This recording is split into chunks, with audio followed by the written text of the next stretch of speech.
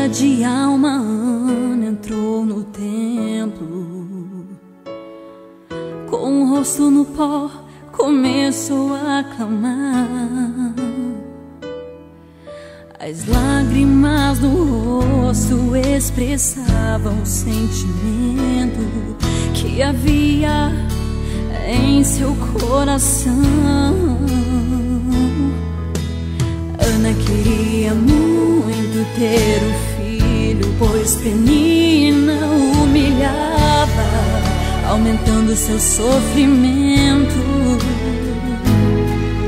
Clamando ao Senhor, dizendo assim: Deus tenha compaixão de mim, vem me tirar desse tormento. Ana chorou e o seu clamor chegou ao céu. Deus não rejeita a oração quando o crente é fiel. Ana chorou e o seu clamor não foi em vão. Deus ouviu sua oração, lhe concedeu a Samuel. A mulher que era estéril agora é mãe de profeta. A esposa desprezada agora é predileta. A mulher que chorava agora sua alegria é completa.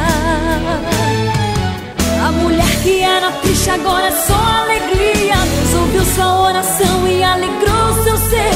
Quando Deus exalta é pra todo mundo ver. Quem chora pra Deus jamais é esquecido. Quem clama por Ele é sempre atendido.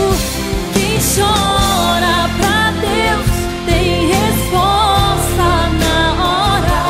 Deus ouve do céu e decreta a vitória na hora. Agora a resposta de Deus é na hora.